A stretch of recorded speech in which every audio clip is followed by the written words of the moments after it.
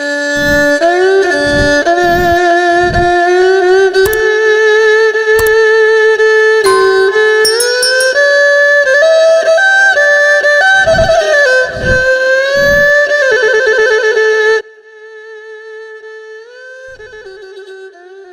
ុំឈ្មោះប៉ក់សរនភេទប្រុសអាយុ65ឆ្នាំ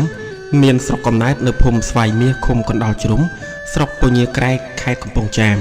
បច្ចុប្បន្នខ្ញុំរស់នៅភូមិកូនក្រពើឃុំជាំតាម៉ៅស្រុកមេមត់ខេត្តត្បូងឃ្មុំខ្ញុំមានឪពុកឈ្មោះប៉ក់ស្លាប់មុនឆ្នាំ1970ចំណែកម្ដាយឈ្មោះអឹកស្លាប់ក្នុងឆ្នាំ1970អំឡុងពេលលន់នល់ធ្វើរដ្ឋប្រហារទម្លាក់សម្ដេចព្រះនរោត្តមសីហនុខ្ញុំមានបងប្អូនចំនួន4នាក់ហើយខ្ញុំគឺជាកូនទី2កាលពីក្មេងខ្ញុំចូលរៀននៅវត្តមួយក្នុងឃុំកណ្ដាលជ្រុំខ្ញុំរៀនធម៌បាលីនិងអក្សរសាស្ត្រខ្មែរដោយពេលព្រឹកព្រះសង្ឃបង្រៀនអក្សរសាស្ត្រខ្មែរនិងពេលយប់បង្រៀនធម៌ខ្ញុំរៀនធម៌ចេះខ្លះហើយទើបព្រះចៅអធិការឲ្យបួសក្នុងអំឡុងឆ្នាំ1969បន្ទាប់មកខ្ញុំសឹកវិញនៅឆ្នាំ1970ព្រោះប្រទេសជាតិកំពុងតែមានភាពចលាចលខ្លាំង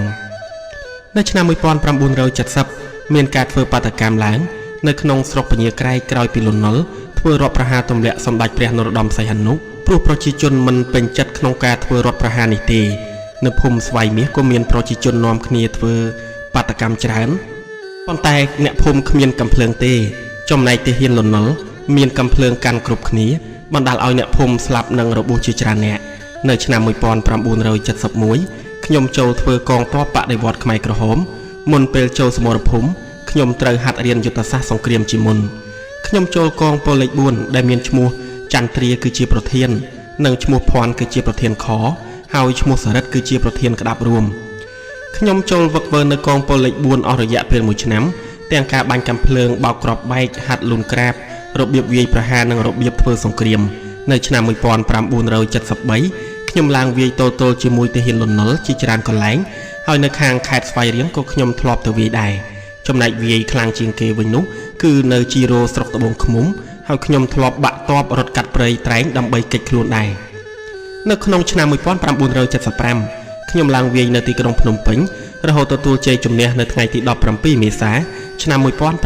1975បន្ទាប់ពីរំដោះទីក្រុងភ្នំពេញបានយោធាខ្មែរក្រហមស្រាវជ្រាវដើម្បីចាប់អ្នកដែលធ្លាប់ធ្វើទាហានលន់នល់អ្នកពាក់សាក់1និងសាក់2ឡើងទៅក៏ដូចជាអ្នកដែលធ្លាប់ធ្វើជាមន្ត្រីដោយចោទថាជាជនក្បត់ហើយបាញ់សម្លាប់ចោលបន្ទាប់មកយោធាខ្មែរក្រហមជំនះប្រជាជនចេញពីក្រុងភ្នំពេញឲ្យទៅនៅតាមខេត្តនានានៅឆ្នាំ1976ខ្ញុំត្រូវបានអង្គការហៅទៅរៀបការខ្ញុំសុំច្បាប់អង្គភាពចំនួន1សប្តាហ៍ទៅរៀបការនៅឯស្រុកកំណើតការនៅអង្គការរៀបការឲ្យខ្ញុំនិងប្រជាជនដែលមានចំនួនសរុប30គូខ្ញុំរៀបការនៅភូមិខ្នាឃុំខ្នាស្រុកត្បូងឃ្មុំខេត្តកំពង់ចាមនៅក្នុងចំណោម30គូមានតែប្តីប្រពន្ធមួយគូប៉ុណ្ណោះឡើងលើវេទិកាធ្វើការបដិញ្ញាចិត្តស្មោះត្រង់ជាមួយគ្នាស្មោះត្រង់ជាមួយនឹងអង្គការទោះជាមានរឿងអ្វីគឺមិនបោះបង់គ្នាឡើយក្រោយពីធ្វើការបដិញ្ញារួចហើយកម្មវិធីក៏ត្រូវបានរំសាយខ្ញុំក៏ត្រឡប់ទៅផ្ទះប្រពន្ធដែលទើបតែរៀបការនិងបានរស់នៅជាមួយគ្នាបានរយៈពេល3ថ្ងៃទើបខ្ញុំត្រឡប់មកភ្នំពេញវិញ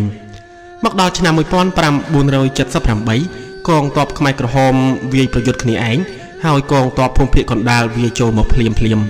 ខ្ញុំឈប់កាន់កំភ្លើងហើយរត់មកនៅភូមិជីមន់ជាមួយតាចាឡានគឺជាមេឃុំហើយបានជួបប្រពន្ធខ្ញុំវិញរហូតកងទ័ពវៀតណាមនិងកងកម្លាំងរណសិរ្សសាមគ្គីសង្គ្រោះជាតិកម្ពុជារំដោះបានទីក្រុងភ្នំពេញនៅថ្ងៃទី7ខែមករាឆ្នាំ1979ទើបខ្ញុំត្រឡប់ទៅនៅស្រុកខាងប្រពន្ធនិងបានប្រកបរបររកស៊ីនៅទីនោះខ្ញុំឈ្មោះម៉ៅទុយមានអាយុ56ឆ្នាំមានទីកន្លែងកំណើតនៅភូមិកូនក្រពើឃុំជាំតាម៉ៅស្រុកមេមត់ខេត្តកំពង់ចាមបច្ចុប្បន្នខ្ញុំរស់នៅភូមិកូនក្រពើឃុំជាំតាម៉ៅស្រុកមេមត់ខេត្តត្បូងឃ្មុំខ្ញុំមានឪពុកឈ្មោះលាវម៉ៅនិងម្ដាយឈ្មោះសនខ្ញុំមានបងប្អូនចំនួន3នាក់ស្រីចំនួន2នាក់បងខ្ញុំស្លាប់ម្នាក់ក្នុងរបបខ្មែរក្រហមដោយសារកម្មាភិបាលខ្មែរក្រហមយកទៅរៀនសូត្រហើយមិនឃើញត្រឡប់មកផ្ទះវិញរហូតដល់សប្តាហ៍ថ្ងៃ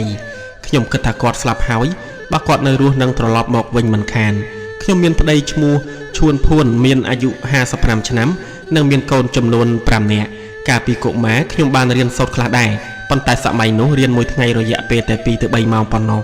កាលនោះលោកគ្រូបង្រៀនខ្ញុំមកពីខាងភូមិជាំតាម៉ៅមកបង្រៀនសិស្សនៅក្នុងភូមិកូនក្រពើ កាលពីសម័យខ្មែរក្រហមខ្ញុំទើបតែមានអាយុ11ឆ្នាំ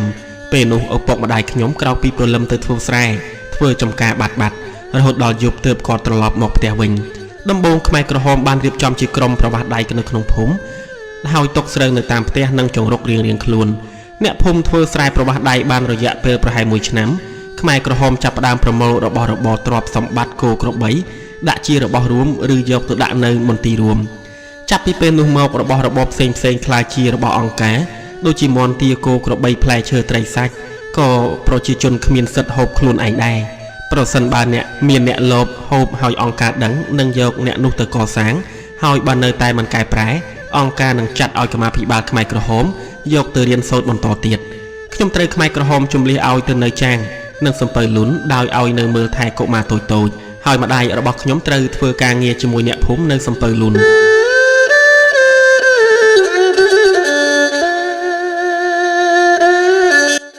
ម្ដាយខ្ញុំត្រូវកាប់កោះគោឈើហើយខ្ញុំត្រូវមើលក្មេងៗមិនយូរប៉ុន្មានខ្មែរក្រហមបានជំលះខ្ញុំនិងម្ដាយឲ្យទៅនៅជិតក្រុងកំពង់ចាមក្រោយមកខ្ញុំបានទទួលដំណឹងថាប្រជាជនមកពីស្រុកណាត្រូវទៅស្រុកនោះវិញទើបខ្ញុំនិងម្ដាយធ្វើដំណើរត្រឡប់មកភូមិកំណើតវិញមកដល់ដំបងខ្ញុំទៅបោចគូស្រូវជីកមើមក្ដួចមកហូបជំនួសបាយទម្រាំខ្ញុំនិងម្ដាយសន្សំគ្រាប់ពូជដាំដុះនិងធ្វើស្រែចម្ការបានសប្តាហ៍ថ្ងៃខ្ញុំនៅធ្វើស្រែចម្ការដើម្បីចិញ្ចឹមជីវិត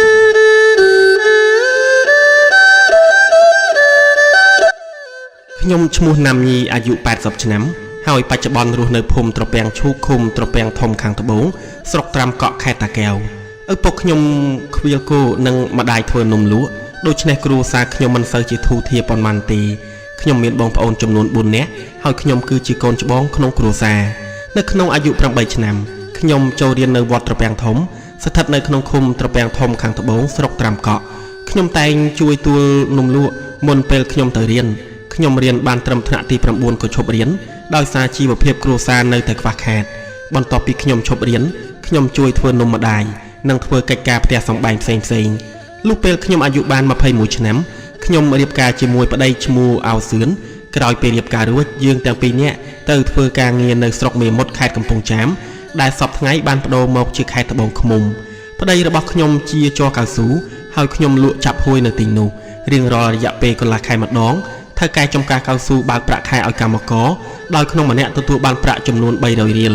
រយៈពេល7ឆ្នាំក្រោយមកមានយន្តហោះជាច្រើនទម្លាក់គ្រាប់បែកថែមទាំងបណ្ដាលឲ្យមានមនុស្សស្លាប់ជាច្រើនទៀតបន្ទាប់ពីការទម្លាក់គ្រាប់បែកស្ងប់ស្ងាត់បន្តិច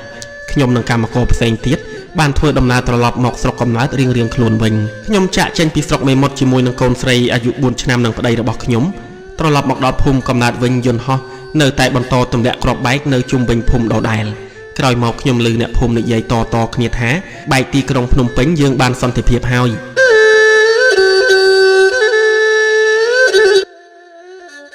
បន្ទាប់មកខ្មែរក្រហមចាត់តាំងឲ្យខ្ញុំចិញ្ចឹមដង្កូវនាងនិងធ្វើស្រែជាក្រុមនៅក្នុងភូមិចំណែកប្តីខ្ញុំធ្វើជាអនុប្រធានភូមិប៉ុន្តែខ្មែរក្រហមប្រើកោតឲ្យឡើងថ្នោតនិងធ្វើស្រែប្រាំងដោយប្រជាជនដែររីឯកូនស្រីខ្ញុំខ្មែរក្រហមឲ្យទៅរៀនខ្មែរក្រហមបែងចែកប្រជាជនក្នុងភូមិឲ្យធ្វើការងារដូចជាប្រជាជនដែលមានកូនឬវ័យចំណាស់គឺឲ្យនៅក្បែរភូមិធ្វើកន្ទេលដាំដំណាំនិងមើលក្មេងៗចំណែកអ្នកមិនទាន់មានប្តីប្រពន្ធឬមានកម្លាំងពេញលេញខ្មែរក្រហមជំលះទៅឲ្យឆ្ងាយខាងក្រៅភូមិក្រោយមកខ្ញុំឮការឃោសនាថាពេលណាយើងជួបនឹងកងទ័ពវៀតណាមនោះកងទ័ពវៀតណាមនឹងបាញ់សម្លាប់យើងចោលហើយគ្រាន់តែលើកបែបនេះខ្ញុំនិងអ្នកភូមិផ្សេងទៀតនាំគ្នារត់ខ្ញុំរត់ទៅដល់ភ្នំស្រុកភ្នំក្រវាញនិងអូសោមក្នុងស្រុកវាលវែងខេត្តពោធិ៍សាត់ខ្ញុំបានជួបនឹងកងទ័ពវៀតណាមនៅទីនោះហើយកងទ័ពវៀតណាមចែកបាយឲ្យខ្ញុំនិងប្រជាជនហូបបន្ទាប់មកបានបញ្ជូនខ្ញុំមកស្រុកកំណើតវិញដីរបស់ខ្ញុំរត់ទៅជាមួយខ្មែរក្រហមព្រោះគាត់ភ័យខ្លាចប្រជាជនវាយធ្វើបាបគាត់ដោយសារគាត់ធ្លាប់ធ្វើជាអនុប្រធានភូមិក្រោយរបបខ្មែរក្រហមដួលរលំខ្ញុំនិងកូនបានទៅតាមយកប្តីខ្ញុំមករស់នៅជួបជុំគ្រួសារវិញរហូតមកដល់សប្តាហ៍ថ្ងៃខ្ញុំនៅតែមានទុក្ខសោកព្រោះខ្ញុំបាត់កូនស្រីច្បងរបស់ខ្ញុំម្នាក់ដោយមិនដឹងថាស្លាប់ឬរស់នោះទេខ្ញុំបានសួរនាំអ្នកដែលនាំកូនស្រីខ្ញុំទៅនៅជាមួយប៉ុន្តែគ្មាននរណាម្នាក់ប្រាប់ថាកូនស្រីខ្ញុំនៅទីណាឡើយខ្ញុំខិតខំស្រាវជ្រាវក៏ទទួលបានដំណឹងថាកូនស្រីរបស់ខ្ញុំបានស្លាប់បាត់បង់ជីវិតនៅពេលឡើងទៅកាប់ឈើធ្វើផ្ទះកូនស្រីរបស់ខ្ញុំប្រទះឃើញផ្លែក្រឡាញ់ហើយដើរទៅបេះយកមកហូបស្រាប់តែថៃបាញ់សម្លាប់រួចហើយទម្លាក់ចូលទឹក